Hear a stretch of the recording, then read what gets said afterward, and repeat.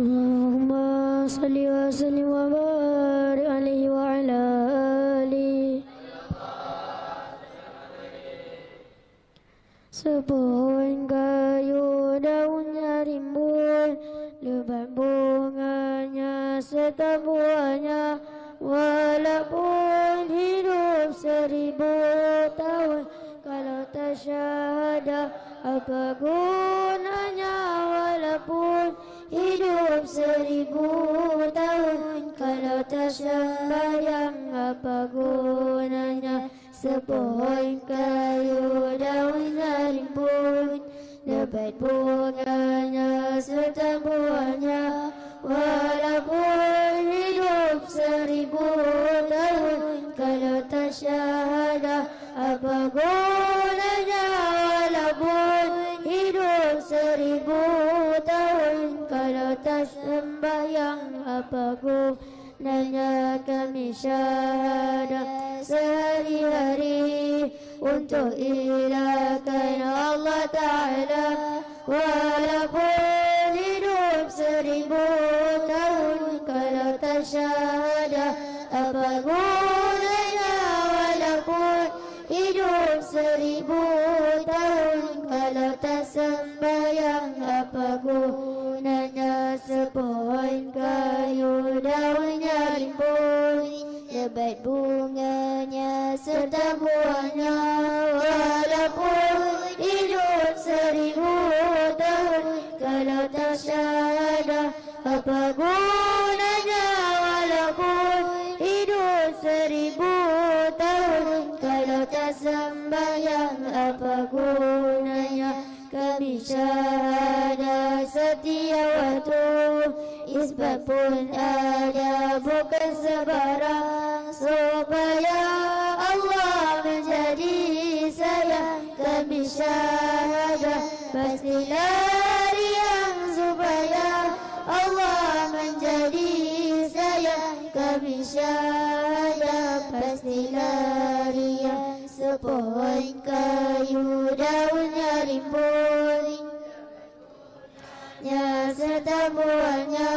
Walaupun hidup 1000 tahun, kalau tak syahadah apa gunanya? Walaupun hidup 1000 tahun, kalau tak sembahyang apa gunanya? Kami syahadah setiap waktu, siang dan malam sudahlah tentu. Hidup di kubur yatim piatu, tinggallah seorang dipukul dipalu. Hidup di kubur yatim piatu, tinggallah seorang dipukul dipalu. Dipukul dipalu sehari-hari, barulah ia sedarkan diri. Hidup di dunia tak ada berarti, akhirat di sana sangatlah rugi.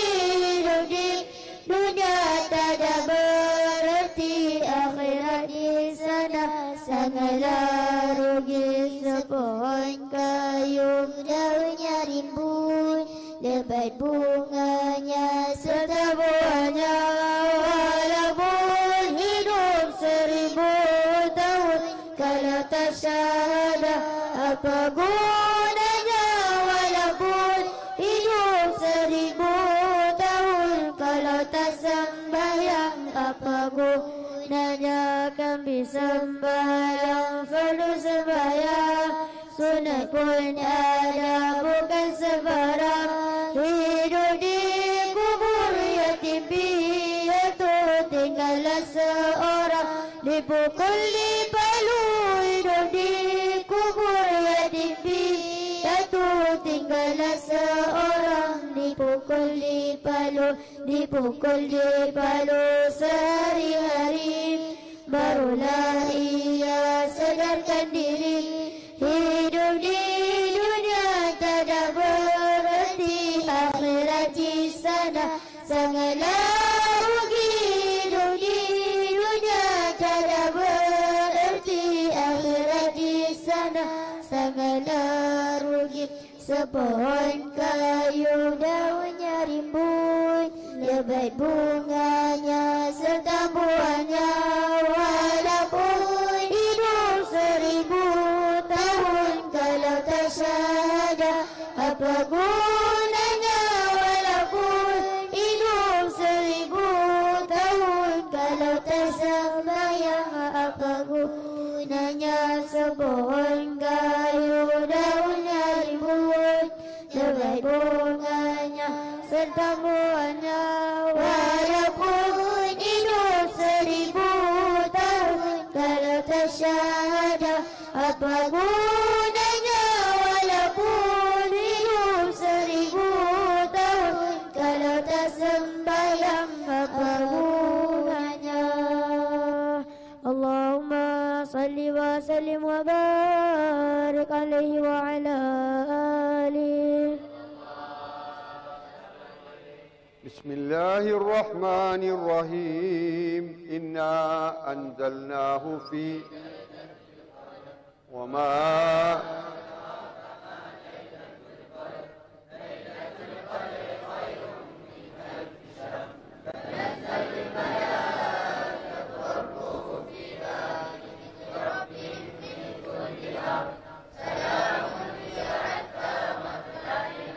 Allahu Akbar. Bismillahirrahmanirrahim. Inna anzalnahu fi lailatul qadar.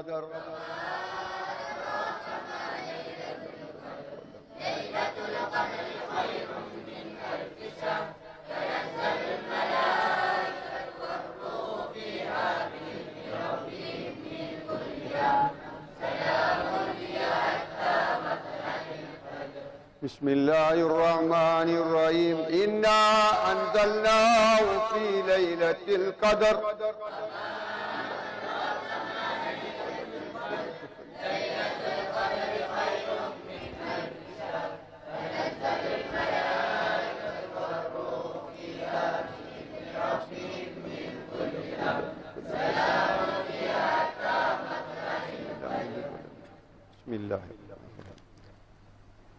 Alhamdulillahi Rabbil Alamin. Kita bersyukur kepada Allah. Allah telah memberi kita peluang, ruang untuk mempelajari ilmu solatul khusyuk. Sebab inilah intipati ilmu rahsia yang sangat penting untuk kita melakukan solat dengan khusyuk. Kita tidak perlu ajar untuk khusyuk berjumpa dengan agung, raja, sultan, orang kaya, orang yang kita kasihi, orang yang kita cintai, atau siapa-siapa yang kita sanjung. Tak perlu diajar, sebab dah cukup nilai pengetahuan ilmu yang ada dalam diri kita untuk kita berhadapan dengan orang yang kita ingin bertemu. Tetapi dengan Allah, kalau kita tidak ada ilmu khusyuk, tidak tahu hikmah tentang khusyuk, kita tidak akan dapat mencapai satu kekhusyukan di dalam solat. Maka Allah Subhanahu wa taala telah membukakan dari majlis pertama sehingga ke hari ini, majlis ke yang 16, dengan hari ini akan tamat majlis ilmu solatul khusyuk. Walaupun di madrasah satu majlis khusyuk lebih kurang 3 jam. Pembukaan pertama lepas maghrib sampailah sejam setengah 2 jam, dan selepas lagi setengah jam, 1,5 jam. Jadi keadaan sekarang ni dengan online-nya, dengan masa kita tidak dapat menyampaikan secara penuh apapun. Kita ambil apa yang dapat dipahami dan dapat diisi dan dapat dipraktikkan. Jadi dengan selawat salam ke atas Nabi Muhammad sallallahu alaihi wasallam, ahlul baitnya, para sahabatnya, keluarganya, tabi'in hatta yaumuddin. Jadi pada majlis ilmu solatul khusyuk yang ke-16 ini, tajuknya adalah fasa pertama kekhusyukan dalam solat. Fasa pertama kekhusyukan dalam solat. dalam ibadat solat. Dalam braket, kita mempelajari adabnya, ilmunya, hikmahnya, rahsianya, manhajnya. Jadi tak cukup dengan 40 minit masa untuk menerangkan segala-galanya. Apapun, kita belajar sedikit demi sedikit agar rasa daripada ilmu itu kita praktikkan. Dan alhamdulillah, amalan iktikaf yang kita buat tadi sangat bermakna untuk hidup kita. Hayat mayat, yuhyi wa yumit. Tahan nafas, lepas nafas. Tahan nafas, mati. Tarik nafas, hidup. Lepas nafas, mati. Apa kaitan yuhyi wa yumit? Apa kaitan syahadah di antara tarik nafas, syahadah hayat, hembus nafas, syahadah mati? Allah akan bukakan pintu-pintunya ketika kita praktikkan. Yang paling utama adalah bila kita pukulan maut, kita dengan pukulan maut, maka kita mati, nafs kita mati dan hidup balik. Maka kehidupan balik itu membawa perubahan yang baru.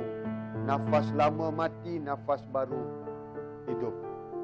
Diri lama mati, diri baru hidup. Sentiasa ada perubahan.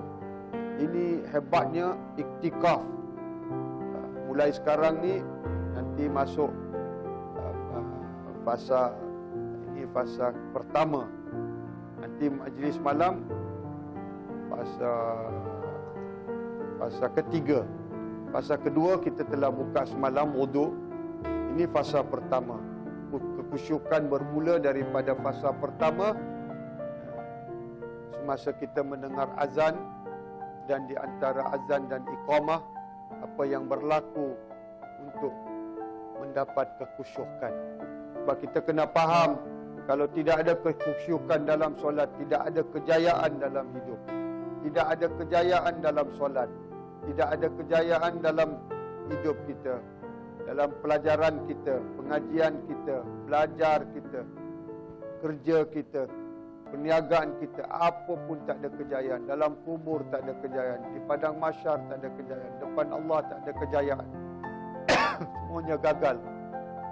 Di dunia ni kita boleh nilai diri kita sendiri, ikrar kita bakal sama ada kamu dah berjaya atau gagal. Ya, daripada solat, semuanya dari hayya 'alal falah. Baik. Jadi betapa pentingnya iktikaf tu. 1 minit, 3 minit, 5 minit sebelum solat, iktikaf hayat mayat, hayat mayat. Dan selalu sebelum solat, pastikan mayat yang berkiam, mayat yang rukuk, mayat yang sujud, sampai mati dah plan. Dah awal-awal dah plan. Setiap solat, aku mayat yang berdiri, mayat yang rukuk, mayat yang sujud. Dengan itu 50% solat kita akan dikabul oleh Allah. Yang solat khusyuk fasa pertama ini, azan dengan iqamah. Kalau kita berjaya, 25% kita dapat. Baki 25% pengisian dalaman. Itu tak dapat kita buka sepenuhnya dalam 17 majlis ini. Jadi, bismillahirrahmanirrahim. Nabi adalah Al-Quran. Setiap perintah Al-Quran, Nabi dah lakukan. Nabi dah amalkan. Nabi dah kerjakan. Kecuali satu perkara. Ini Nabi tidak lakukan. Nabi sebenarnya tidak diizinkan oleh Allah melakukannya, iaitu melafazkan laungan azan. Allahu Akbar, Allahu Akbar. Allah tidak izinkan Nabi. Kerana kalau Nabi melaungkan azan, orang tidak datang solat, dia akan jadi kafir. Kafir. Sebab Nabi memanggil makna Allah yang memanggil. Itu kena faham ni. Allah yang memanggil. Kalau man ata'ar rasul faqad ata'a Allah. Siapa yang taat kepada Rasul, dia taat kepada Allah Subhanahu wa taala. Maka kalau Nabi menglaungkan azan dan iqamah tidak datang, Allah, kita akan habis. Ini diterangkan di dalam surah Nur ayat 63. Surah Nur ayat 63. Sama-sama kita baca, kita dengar, perhati betapa pentingnya amalan ini. Kita fahami kalau Nabi yang memanggil, kita tidak datang, solat lepas azan dan iqamah habis. Jadi Allah lafazkan firman dalam firman-Nya tentang keadaan ini di dalam surah Nur ayat 63. Bismillahirrahmanirrahim. La taj'alu du'a ar-rasuli bainakum ka du'a'i ba'dikum ba'da. Qad ya'lamu Allahu alladhina yatasallaluna minkum liwaza falyahdharil ladhina yukhalifuna an amrihi an tusibahum fitnatun aw yusibahum azabun alim. Janganlah kamu menjadikan panggilan Rasul di antara kamu seperti panggilan sebahagian kamu kepada sebahagian yang lain. Sesungguhnya Allah mengetahui orang yang keluar sembunyi-sembunyi di antara kamu dengan berlindung. Maka hendaklah orang yang menyalahi perintah Rasulnya takut akan mendapat cubaan atau ditimpa azab yang pedih. Jadi bila Rasulullah memanggil kita, utusan Rasulullah memanggil kita ke majlis ilmu, jangan sembunyi-sembunyi, jangan berlindung, jangan mengelakkan diri, jangan keluar. Biar kita nak kencing sana, kencing, tak apa. Boleh, di Masjid Nabi pun ada orang sahabat kencing. Tapi takkan Allah bagi kita kencing. Kita nak, itu maksudnya kita hormat. Jangan keluar, ada apa pun. Ayah mati, ibu mati, biar mati sana. Kami uruskan dengan Allah dahulu, baru saya keluar. Begitu hormatnya kepada majlis Allah, baru Allah turunkan ilmu ni pada kita. Itu kena faham ya. Sangat penting majlis la ilaha illallah, majlis syahadah. Dan azab akan menimpa kamu. Jadi kalau apa-apa jadi, kalau kita tidak, bila kita dipanggil, dijemput, tak datang ke majlis Allah, majlis la ilaha illallah, musibah besar menimpa sebab Allah nak kafarahkan kau. Apa yang kau telah lakukan, dosa nak diampunkan, jadi dibalas dengan azab. Itu kena faham betul-betul, kita kena faham. Ini kena faham. Panggilan Rasul artinya panggilan melalui utusan-utusan Rasulullah yang dipanggil pewaris Anbiya. Ini sangat penting ya. Okey, hari ini kita nak belajar tentang adab khusyuk di fasa pertama. Artinya adab mematuhi khusyuk di fasa pertama apabila mendengar azan. Nombor satu, kita wajib tukar fikiran kita hari ini sampai mati. Fikir, sedar dan beri amaran. Azan adalah panggilan dari Allah, bukan orang yang azin. Tolong. Allah yang memanggil. Allah yang memanggil. Ini sabit di dalam surah Jumaah. Bismillahirrahmanirrahim. Ya ayyuhalladzina amanu idza nudiya lis-salati. sabit Allah yang memanggil kalian. Okey. Jadi Allah yang memanggil aku. Ya. Ini adab. Ilmunya ada. Ilmunya ada. Mendalam lagi ilmunya. Okey, itu kita. Kedua, Allah memanggil aku untuk membesarkan, mengesakan dia. Tapi bukan itu sebenarnya. Allah memanggil aku untuk menyaksi diriku dan aku menyaksi la ilaha illallah. Ini adab kedua. Saya baru terangkan pasal adab. Jadi adab pertama, Allah yang memanggil aku. Terus jawab, Allahu Akbar. Biarpun kita tidur, bangun, Allahu Akbar, Allahu Akbar, Allahu Akbar, Allahu Akbar. Allah yang memanggil aku. Siapa beradab semasa azan, Allah sudah tanam khusyuk di dalam kalbu. Bila tanam khusyuk, dia dah dapat kejayaan. Ya. Kemudian berzikir. Mula daripada Allah panggil terus la ilaha illallah, nafi isbat, nafi isbat, terus nafi isbat. Ini adab daripada dengar panggilan Allahu Akbar, Allahu Akbar. Selain daripada kita sebut Allahu Akbar kabira, walhamdulillahi katsira wa subhanallahi bukratan wasila. Nafi isbat kena jalan, dalaman. Kalau nak buat mulut nanti nak jawab lain tu tak boleh dah, ya. Okay, sebab lafaz azan ada 15 barisan, ya. Azan ada 15. Okay, dengar je azan, Allah yang panggil aku, bukan muazzin, bukan Bilal, bukan siapa pun dari manusia. Allah yang, ini adab yang utama. Kedua, Allah memanggil aku untuk menyaksi diriku dan aku menyaksi la ilaha illallah. Ketiga, Allah memanggil aku, menjemput aku untuk menyaksi Rasulullah sallallahu alaihi wasallam yang ada di dalam diriku. Wa'lamu anna fikumur Rasulullah. Surah Hujurat ayat 7. Allah memanggil aku untuk menyaksi Rasul sallallahu alaihi wasallam. Sepatutnya azan itu dimulakan dengan syahadat terus. Asyhadu an la ilaha illallah. Tetapi syahadat itu tidak akan masuk ke kalbu mereka kalau mereka tidak dengar kebesaran Allah. Allahu Akbar, Allahu Akbar. Allah besar, segalanya kecil.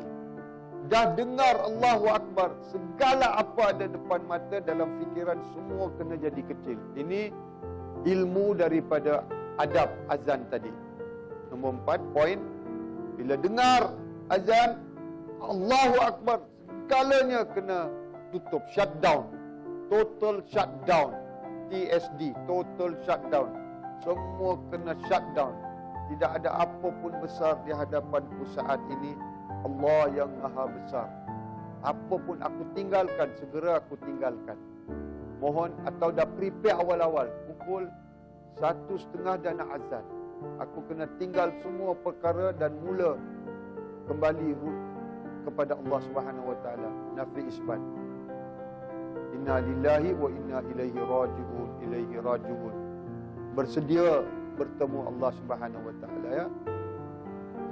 Ini adab.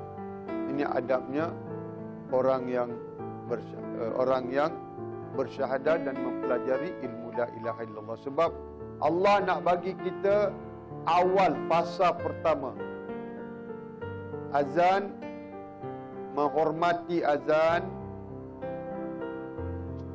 memerhati azan, menghormati azan,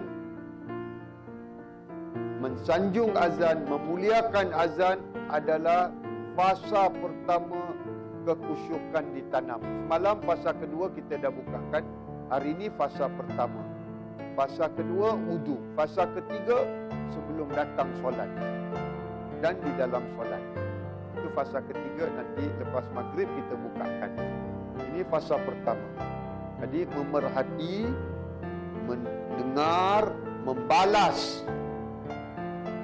Kata muazzin, dia memanggil, masjid tu akan dipenuhi oleh 10,000 orang waktu Jumaat.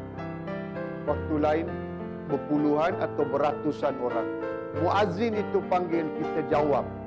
Sabda Nabi, kita jawab. Dia memanggil azan, berapa ramai orang dengar, berapa benda mendengar dan menyaksi di sisi Allah, semua pahala tu akan ditulis orang yang menjawab. Jadi kalau kita tidak menjawab azan, kita orang yang paling rugi di dunia dan akhirat. Sebab kita muazzin memanggil, 1000 orang dengar, 10,000 orang dengar. Yang dengar tu semua akan dipanggil menyaksi. Semua benda-benda di sekeliling masih wallah akan dipanggil untuk menyaksi di sisi Allah Subhanahu wa taala. Semua akan dipanggil. Jadi berapa ramai bersaksi, begitu banyak pahalanya muazzin.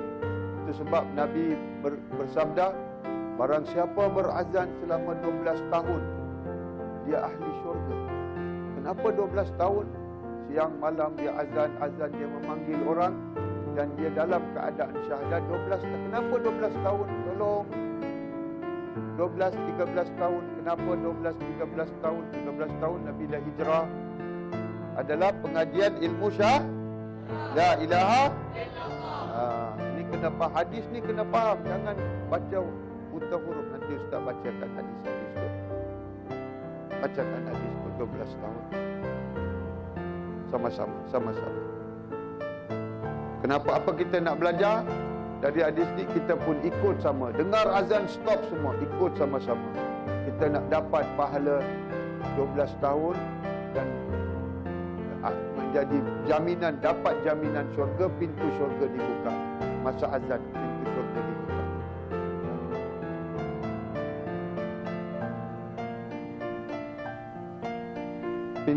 Pintu ada dibuka. Dan antara azan dan qamat, apa saja doa kita minta Allah kabul. Kerana di antara azan, sabda Nabi dan iqamah, 7 pintu langit dibuka. Allah akan kabulkan. Yang Allah bagi kepada kita 5 waktu solat. Kita belum solat lagi, belum habis lagi, belum berdoa lagi. Di antara azan dengan iqamah, doalah. Tapi doa pertama minta khusyuk. Sebab dalam solat kalau dapat khusyuk, segalanya dia akan berjaya. Apa dia buat lepas tu dia akan berjaya. Apa dia lakukan dia akan berjaya. Sebab Allah dah kabul doa dia. Dia minta doa yang terbaik. Aku nak khusyuk dalam solat. Aku nak betul-betul rasa kemanisan dalam solat. Aku nak keakraban kepadamu dalam solat, ya Allah. Itu doa yang paling penting. Jadi poin yang seterusnya adalah doa yang perlu dijaga di antara azan dengan qamat. Kita dengar azan, kita qamat. Kalau saya solat di rumah, kita wajib berazan dan wajib beriqamah. Sebab dengar azan, semua syaitan akan lari, iblis akan lari 30 batu lebih kurang 100 km. Lepas tu dia datang balik. Jadi macam mana nak halau balik? Qamat, dia keluar balik. Macam mana nak halau balik? Nafi isbat. So semuanya ada praktiknya, ya. Tapi ini ingat, di antara azan dengan qamat, 7 petala langit, semua pintu-pintu dibuka untuk Allah kabulkan. Doa yang paling mustajab. Paling mustajab. Ramai orang kata lepas doa, lepas solat doa tu tak. Ini yang paling mustajab. Kalau doa ni mustajab, lepas solat kita minta apa pun Allah kabul.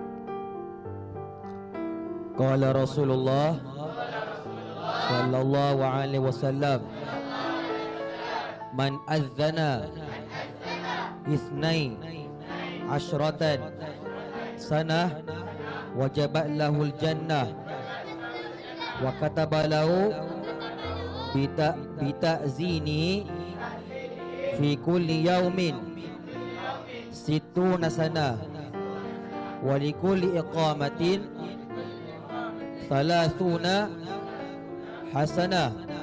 Rasulullah sallallahu alaihi wasallam bersabda, barang siapa melaungkan azan selama 12 tahun, maka wajiblah baginya syurga, dan setiap hari ditulis 60 kebaikan kerana azannya, dan 30 kebaikan kerana iqamatnya. Riwayat Ibnu Majah. Jadi you tak perlu jadi muazzin. Di rumah you boleh azan. Oh, saya dah dengar azan tadi. You azan balik atau you ulang balik, you dah azan. 12 tahun. Kita dah hilang 12 tahun. Jadi macam mana? Mulai dari sekarang sampai mati 12 tahun. Niat. Walaupun kita mati tak jadi 12 tahun, tak sampai sebelum mati, Allah akan kabulkan sebab niat kita dah ditanam. Allah yang tak bagi kita umur. Jadi Allah akan kabul. Jadi tanam dari hari ini, saya nak azan 12 tahun. Saya azan, saya qamat. Azan, qamat. Azan, qamat. Atau dengar azan, dah diazan, kita lawung bersama-sama azan tu, kita dah azan. Dan kita tunggu qamat saja, kita dapat azan, kita dapat qamat. Jangan ingat azan ini yang Nabi sebut ni azan di masjid, di surau saja. Rumah kita boleh jadi surau dan masjid, musalla, tempat kita sujud, azan, qamat. Sebab dengan azan, syaitan akan lari, iblis akan lari. Kalau dia datang pun, dia datang dengan keberatan.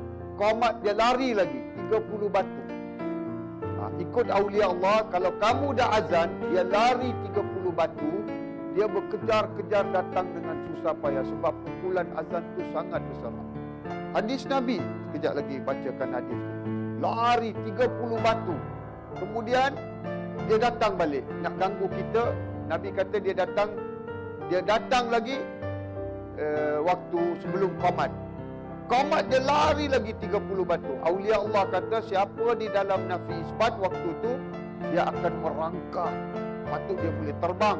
Tapi untuk datang kepada ahli nafi isbat, dia merangkak, datang pelan-pelan. Sebelum tu kita dah habis solat. Ini trik, kita kena main. Kalau dia pandai menipu, menghasut, kita pun pandai ada hikmah. Kedua, dia kena pukul daun 30 batu, dia datang. Kemudian Nabi kata, dia akan datang. Sudah kamu ikamat, dia datang balik. Dia akan ingatkan kamu, ingatlah ini, ingatlah itu, ingatlah itu, ingatlah ini, ingatlah macam-macam. Dia akan mewaswaskan kamu. Tapi kalau kamu dah masuk dengan nafi isbat, dia boleh datang, dia boleh kacau, tapi lemah. Dia punya lemah. Jadi kita dapat kekhusyukan.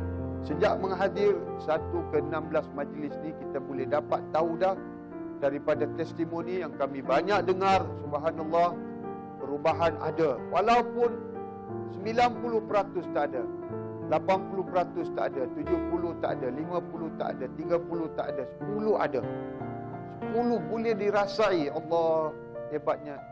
Sayangnya kita tak dapat lagi semua membagi testimoni sebab batch baru kita nak rekrut lepas ni. Habis 17 malam ni dah tutup salatul khusyuk. Sayangnya setiap majlis ada 3 jam. Tapi apa boleh buat dalam keadaan ni, kita nak habiskan solat majlis khusyuk dalam bulan Ramadan. Pengisiannya sangat hebat, sangat terbaik, sangat mulia, sangat akan terpahat dalam kalbu. Jadi pukulan. Jadi niat, ya Allah aku nak azan. Apapun solat aku nak azan. Walaupun aku seorang, aku nak azan. Azan lemah. 50% syaitan, iblis, waswasil anas jadi lemah. Sebab pukulan azan tu sangat kuat. Dah dites, orang kafir dah testing. Bila azan, negatif energi kurang. Bila berlagu, bila dia pasang lagu, dia punya vibration macam ni, getaran. Mengganggu suasana di dalam diri. Tapi bila azan, dia straight je. Volume dia straight. Satu baris. Straight. Line dia straight. Ada dia punya ukuran di dalam sound system ya. Sound study of sounds. Di dalam sains tentang ilmu perdengaran atau suara ya. Saya ada tengok video ni. Bila azan tenang, fokus. Mind tu jadi fokus. Tenang, fokus. Jadi masa itulah barang siapa tidak hormat Allahu Akbar, masa tu syaitan datang, dia habis. Dia masukkan segala waswas pada waktu Allahu Akbar. Habis.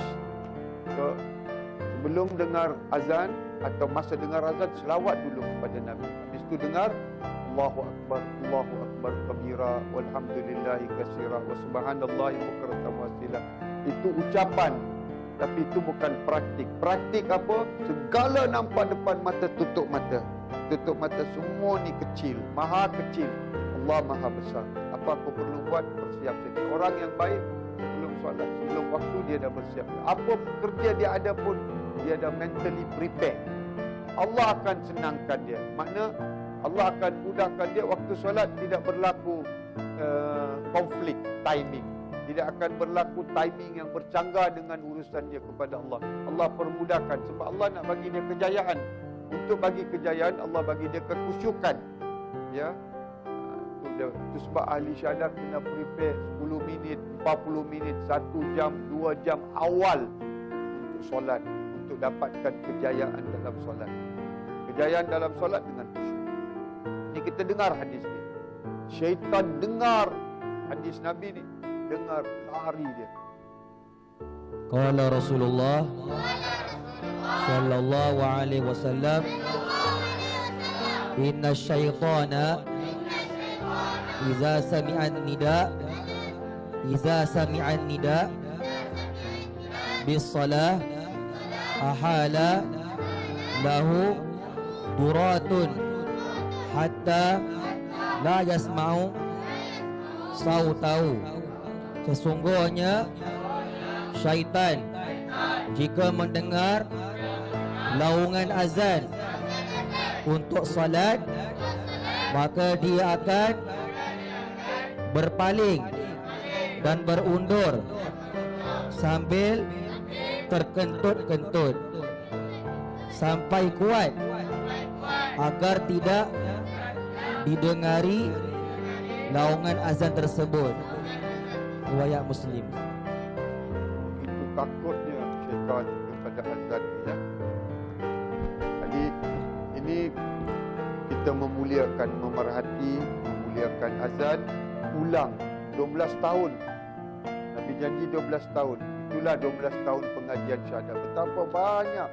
12 ke 13 tahun, 13 tahun dah Nabi mulakan hijrah ya ke Madinah. Jadi orang yang menyaksi hadis Bilal bin Rabah, kata Nabi dengar azan dia. Nabi dengar dan dengar. Nabi kata orang ni ahli syurga aku jamin, kerana keyakinan dia, kerana penyaksian dia di dalam masa dia sebut asyhadu anna Muhammadar Rasulullah. Qala Rasulullah sallallahu alaihi wasallam,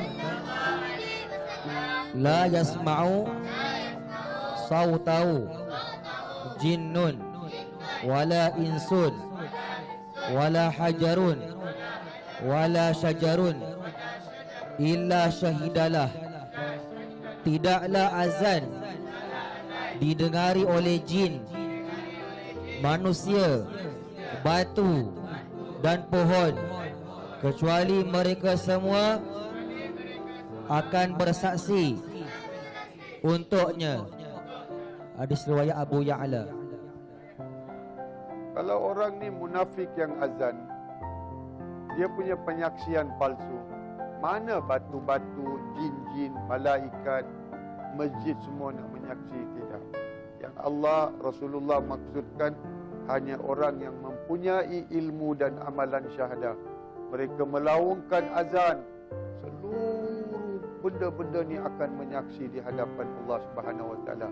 Apa benda-benda ni akan tolong diri saya di akhirat nanti kita tahu. Semua ini akan menjadi penyaksi kita. Ya Allah, jangan seksa hamba ini, ya Allah. Aku menyaksi, ya Allah, dia menyaksimu. Aku menyaksi, ya Allah. Pada hari itu kita akan terkejut. Rupanya di setiap zarrah ini ada malaikat. Di setiap zarrah, tidak ada satu ruang di alam ini tak ada malaikat. Tak ada satu ruang. Kalau ada satu ruang kecil tak ada malaikat, itu artinya bukan ruang. Seluruh alam ni, di setiap ruang ada para malaikat. Setiap ruang. Adakah dia kecil? Tak adalah. Kalau dia besar, makna setiap ruang adalah. Jadi apa ni malaikat? Itu satu pemahaman tentang syahadah malaikat yang kita wajib belajar ya. Kita yakin. Jadi azan, menghormati azan, sanjung azan dengan keyakinan aku sedang menyaksi asyhadu an la ilaha illallah, dan semua batu-batu, semua makhluk, jin pun menyaksi, semua manusia akan menyaksi di sisi Allah walaupun dia kafir. Dia kata aku dengar azan, aku pernah dengar azan, dan Allah dah, itu dah jadi penyaksian dengar, penyaksian dia mendengar, penyaksian dia mengucap. Tapi yang penyaksian diterima sehingga ditulis di sisi Allah bahawa dia telah menyaksi adalah orang yang melafazkan azan. Adakah saya makmum? Saya bukan imam. Saya makmum, saya boleh dapat jaminan? Ya, sebab dia melafazkan bersama-sama imam, muazzin. Muazzin kata Allahu Akbar, Allahu Akbar, kita pun Allahu Akbar, Allahu Akbar. Asyhadu an la ilaha illallah, kita pun asyhadu an la ilaha illallah. Ingat, 15 barisan ini adalah 15 pengisian solat, pengisian untuk solatul khusyuk. Ini azan ini. Sebab ada apa pun berhenti waktu azan, dengar dan balas. Biar orang bercakap, kita balas. Dengar, kita balas. Kita balas. Ini hormat, kemuliaan, sanjung kita kepada panggilan Allah. Kalau kita tahu ini panggilan dari Allah, kalau you kata ini manusia, itulah penghormatan kita kepada azan. Jadi ada lagi satu hadis, muazzin adalah, imam adalah penjamin. Imam menjamin kita. Ya, dia akan menjamin kita dengan syahadanya. Jangan masukkan mereka ke api neraka. Dia boleh menjamin, ya Allah, selamatkan mereka dari api neraka, dari azab. Imam boleh menjamin kalau dia ahli syahadah. Sebab dia ada syahadah. Dia ada banyak syahadah-syahadahnya untuk menyelamatkan umat Nabi. Jadi Nabi bersabda, imam itu adalah penjamin, muazzin itu adalah amanah. Dia beri amanah untuk memanggil kepada amanat la ilaha illallah, amanat Rasul sallallahu alaihi wasallam. Amanah untuk mengesahkan Allah Subhanahu wa taala. Bacakan. Rasulullah sallallahu alaihi wasallam bersabda, imam adalah penjamin dan muazzin adalah orang yang dipercayai. Hadis riwayat Abu Dawud dan Tirmizi. Jadi jelas ya, imam itu, imam takut orang nak jadi imam. Kenapa? Dia takut. Dia tidak tahu sebenarnya imam itu adalah penjamin. Penjamin apa? Saya buat salah dalam solat, saya dijamin. Tidak. Imam qiyam, takbir, you pergi sujud. Itu tertib ke? Halo? Biar imam qiyam, kita qiyam. Imam qiyam, kita pergi rukuk, itu salah. Dia tak jamin kesalahan 13 rukun. Tak boleh. Dia tak boleh jamin. Dia boleh jamin atas dosa syirik. Syirik yang kita lakukan, imam boleh jamin. Dengan apa? Dengan syahadanya. Dengan syahadanya, ya Allah, makmum, ini makmumku ya Allah. Dia telah melakukan syirik waktu solat. Aku ganti, aku jamin. Jamin. Apa? Kau nak jamin dia dengan apa? Dia ni jenayah di mahkamah. Kau nak jamin 30,000 bond. Letak duit atau bond, sign bond. Kalau tidak, kau kena tangkap. Jamin kena ada cagaran. Jadi kalau imam itu nak jamin kita semua, imam yang ahli syahadat nak jamin kita semua, jangan main-main. Dia kena bagi syahadah. Dia kena bagi syahadah.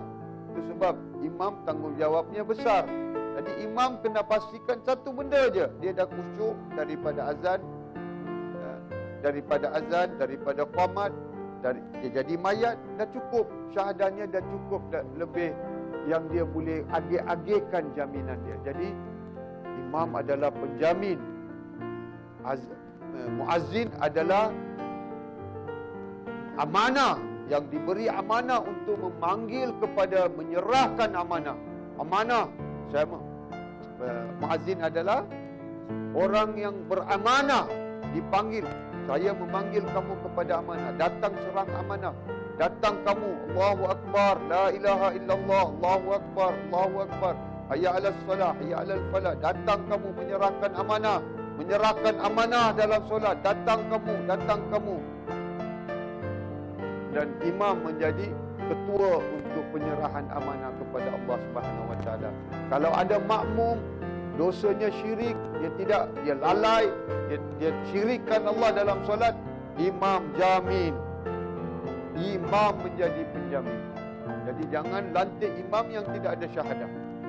Ya, jangan lantik siapa pun imam tak ada syahadah. Dia wajib ada syahadah. Dia wajib selalu melafazkan syahadah, mengajar kita syahadah, memuzakarah kita kepada syahadah, memperingatkan. Yang wajibnya sebelum solat. Siapa yang memperingatkan kita kepada syahadah? Iktikaf, la ilaha illallah, siapa? Tak ada, dia tak ada masa. Cepat-cepat nak solat, nak habis waktu. Ada 10 minit je nak maghrib. Dah maghrib dah ni, asar dah habis. Tiba-tiba nak cepat solat.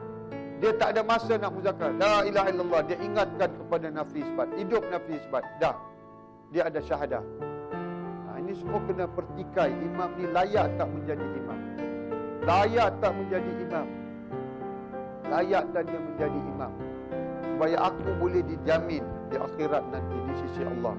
Kalau dia tak boleh jamin dengan syahadah, macam mana saya tahu dia ada syahadah dalam solat? Nafi isbat tak ada, la ilaha illallah tak ada, dia goyang pun kiri kanan tak ada. Tak apa, dia tak ada masalah itu. Goyang 2-3 kali, dah kita dah tahu itu nafi isbat. Itu nafi isbat. Ya? Iktikaf. Hadiah Rasulullah. Okey, dia ingatkan. Inna anzalnahu fi lailatul qadr, ingatkan. Nafi isbat. Dia ingatkan dia ada syahadah. Dia dalam syahadah. Nah, ini kita kena periksa, kita kena kaji. Bukan saja orang tu jadi imam, ya. Habis tu kalau tidak dia peringatkan ayat-ayat syahadah. Waqimu syahadata lillah, aqimis salata li zikri, aqimis salata li zikri, waqimu syahadata lillah, wa la taqtumus syahadata. Oh, dia memperingatkan. Jadi kita akan ingat. Qiyam, mayat fil qiyam, syahadah fil qiyam, syahadah fil ruku', syahadah fil sujud. Ada syahadah. Dia menjadi penjamin kita. Yakin dia akan jamin kita di akhirat. Dia boleh jamin. Sebab dia dah peringatkan kita kepada syahadah. Ya. Kadang-kadang imam peringatkan, kita lebih banyak ingat daripada imam. Boleh jadi. Tapi imam akan dapat semua ingatan kita dalam solat. Dia akan dapat. Itu hebatnya menjadi imam dengan syahadah. Ya. Jaminan besar. Jadi mulai hari ini jangan tinggalkan azan dan qamat. Biar kita seorang azan dan qamat. Tak guna solat. Syaitan akan datang kacau, rosak ibadat kita, rosak solat kita, rosak amalan kita. Next hadis.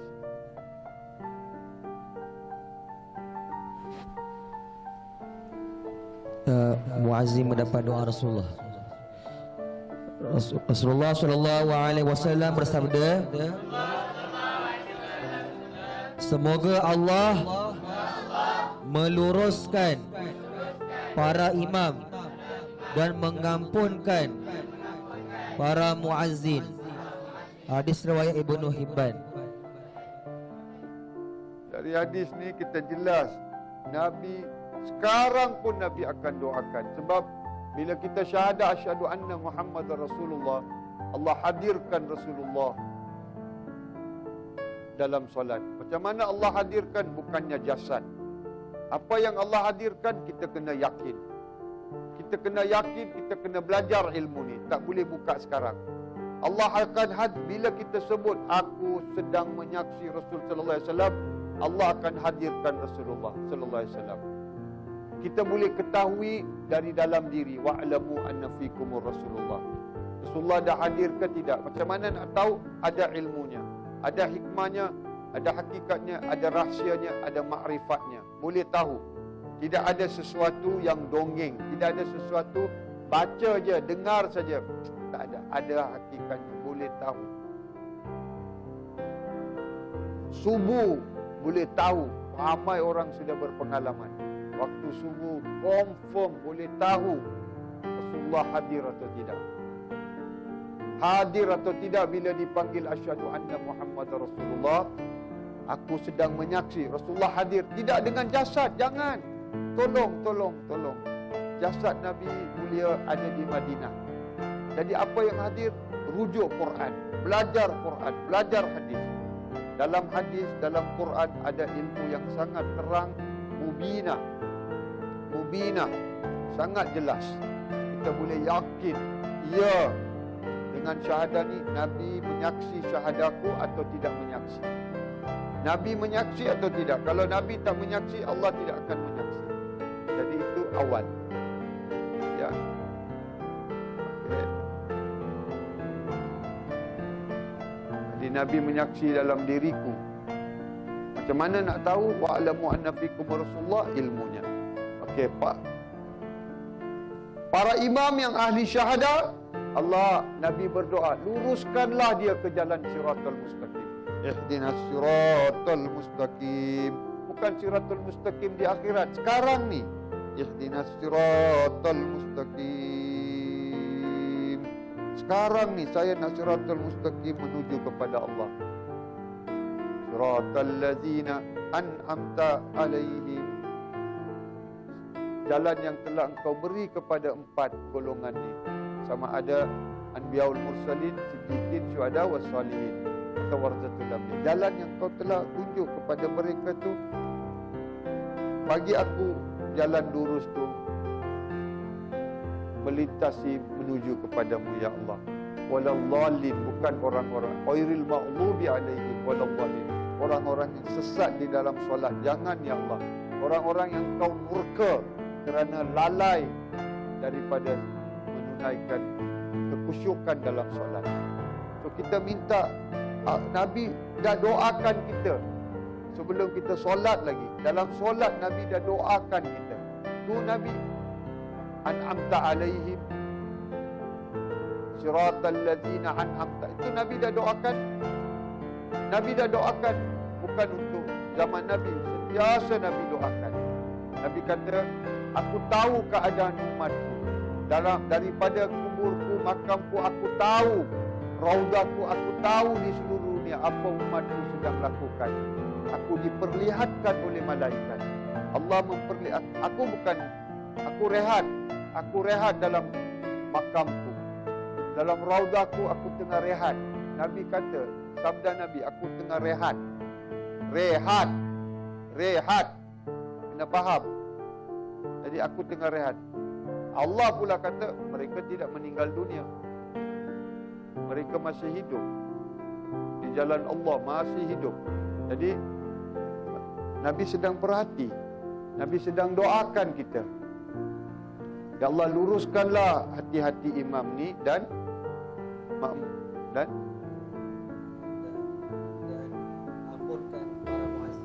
ampunkan mereka sebab mereka telah memanggil manusia kepada la ilaha illallah. Fa'lam annahu la ilaha illallah wastaghfir dzambika. Jadi muazzin memanggil kita untuk mengamalkan fa'lam annahu la ilaha illallah dengan nafi isbat. Solat itu la ilaha illallah. Qiyam itu la ilaha illallah. Apa dia la? Qayyim. Kum bila.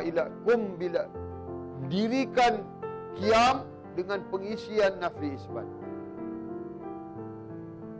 Serahkan amanat Allah di dalam rukuk.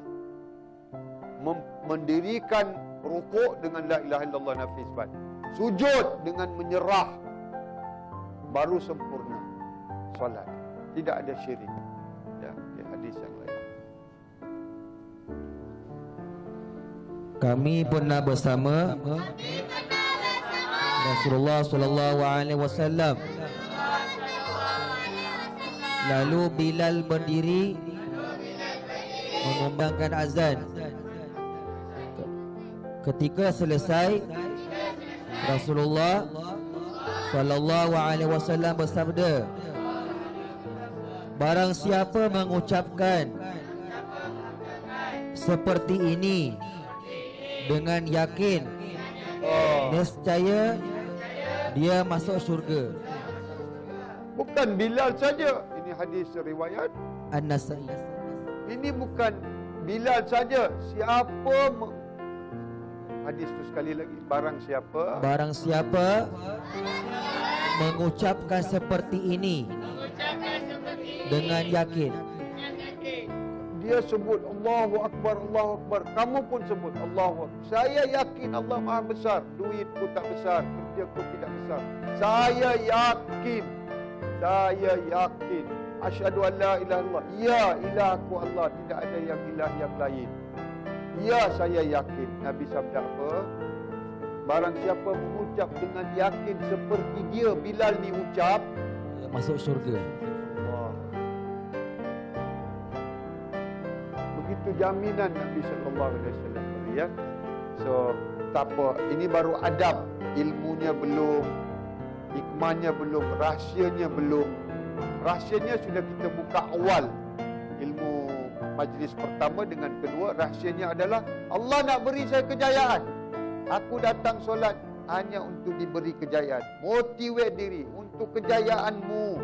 Solat ni untuk kejayaan hidupmu, untuk engkau sehat, supaya engkau tidak sakit, supaya engkau tidak lagi susah. Kita tak memotivate, maka kita bertambah sakit, pressure lah, mata lah, macam-macam. Tak ada penyembuhan, tidak ada. Tidak ada penyembuhan, tidak ada kebaikan, tidak ada kejayaan. Gagal. Sebab kita tak motivate, kita tak pandai. Sebab syaitan datang duduk menggagalkan motivasi hidup. Jangan solat, tak payah solat, cepat-cepat solat. Dah solat cepat-cepat solat, cepat-cepat berambus. Kamu tak tahu motivate diri kamu daripada syaitan. Itu saja kita nak cakap apa lagi. Macam mana nak sampaikan ilmu ni? Motivate diri. Allah, ini untuk kebaikan aku. Azan ni untuk hayya 'alal falah, hayya 'alal falah, hayya 'alal falah, hayya 'alal falah, hayya 'alal. Sebutlah 1000 kali. Pasti Allah akan beri kita kejayaan. Jadi jangan komplain lagi. Itulah, inilah, benda inilah. Jangan. Tak ada masa nak komplain. Sebab syaitan, iblis duduk torture kamu, seksa kamu. Ini kejayaanku. Jadi rahsia kita telah buka. Manhajnya tak berapa banyak kita buka lagi, tapi saya akhiri dengan satu manhaj. Bila dengar azan dan qamat, saat yang paling susah. Dapat khusyuk dalam solat senang sikit. Solat, azan, qamat susah. Memang susah. Waktu itulah telefon masuk, orang bercakap. Waktu itulah orang yang diam pada kita. Waktu azan dia nak bercakap dengan kita. Bodoh banyak kita nampak.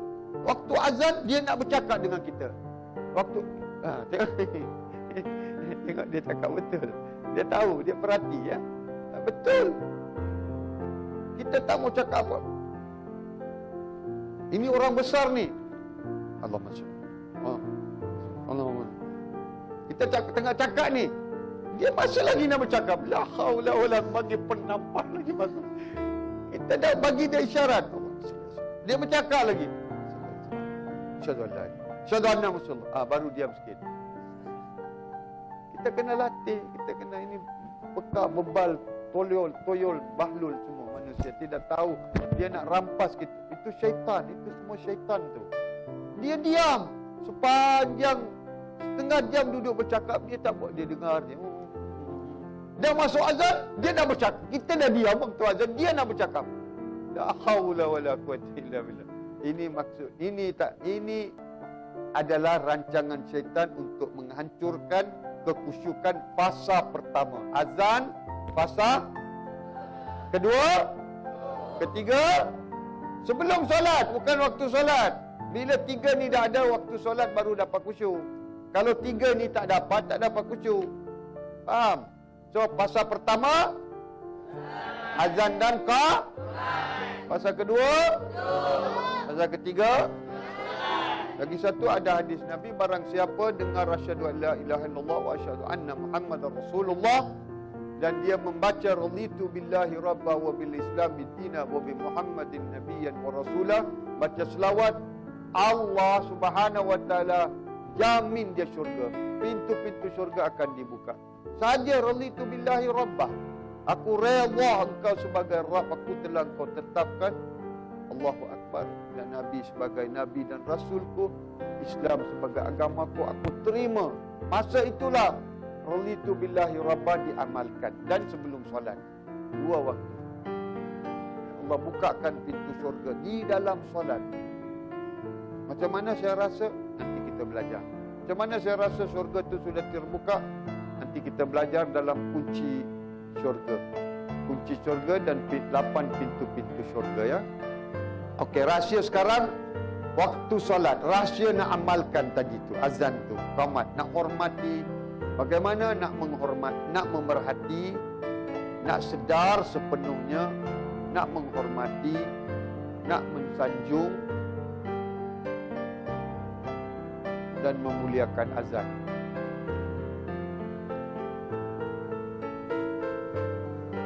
Nombor 1, azan adalah syiar mentauhidkan Allah. Faham? Nombor 2, azan adalah syiar untuk membesarkan Allah. Nombor 3, azan adalah syiar untuk menyaksi la ilaha illallah. Nombor 4, azan adalah syiar untuk menyaksi Rasul sallallahu alaihi wasallam. Kemudian azan adalah syiar untuk mendirikan sepenuhnya agama. Man aqamas solat faqad aqamat din. Barang siapa mendirikan solat, dia telah meneguhkan agamanya. Barang siapa man hadamaha faqad hadam. Siapa meruntuhkan solat, runtuhkan artinya dia tidak kukuhkan dengan syahada, dengan ilmu, dengan kekhusyukan, dia telah meruntuhkan agama dia. Jadi solat itu syiar agama.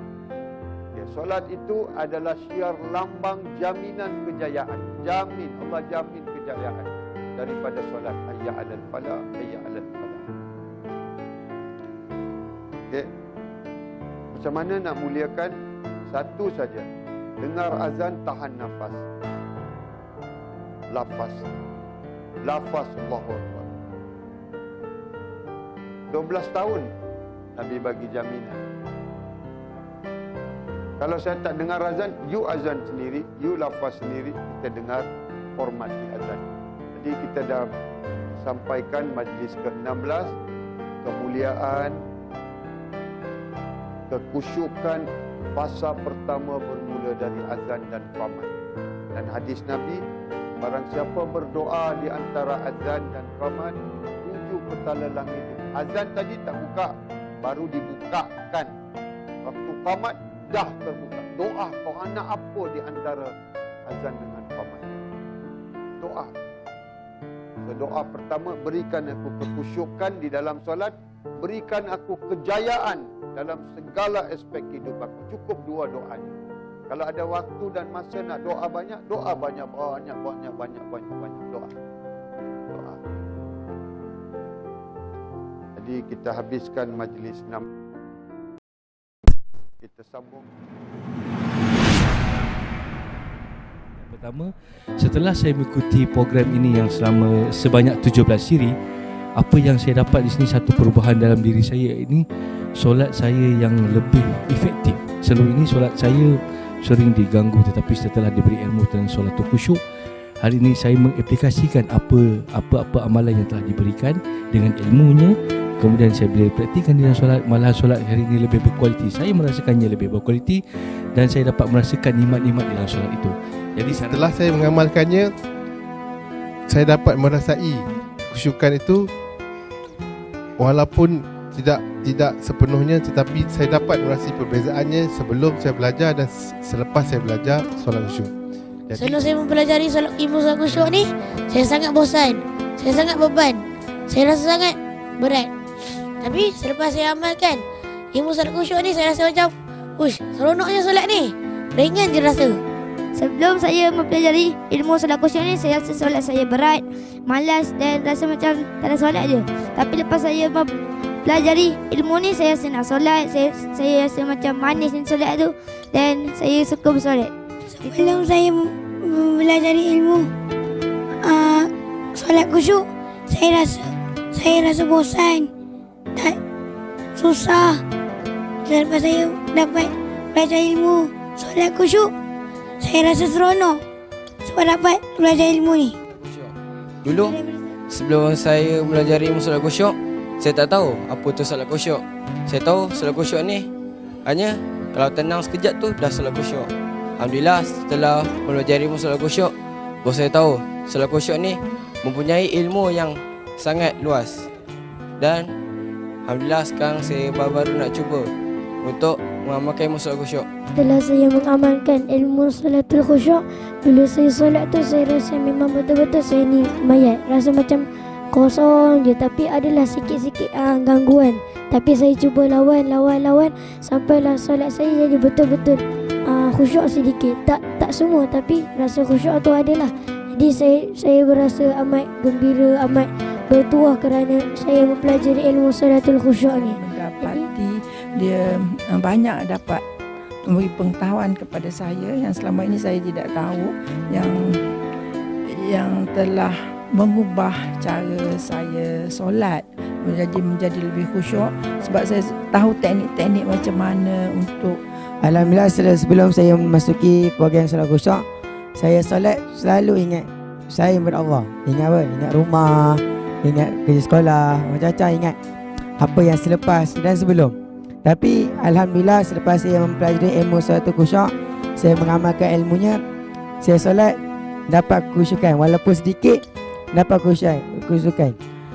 Yang saya amalkan dalam solat saya amalkan mayat, tarik nafas hayat, lepas mayat. Solat khusyuk. Sebelum saya mempelajari solat khusyuk ni, dahulu bila saya solat saya rasa beban, bosan dan saya tak suka dan tak seronok solat tu.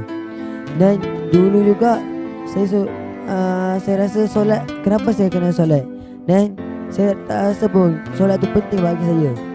Dan dahulu juga saya lambat-lambatkan solat.